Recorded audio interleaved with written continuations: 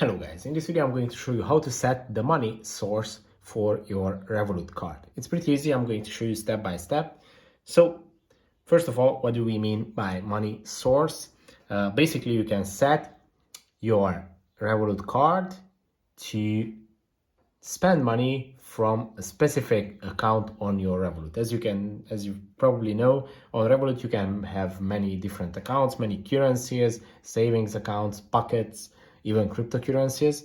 And for your cards, if you go to the top right corner of the screen and open up your cards, for each card you can go to settings and set the spend from option, and you can select any of your accounts. As you can see, these are all my accounts, and you can select a specific account to be used for payments.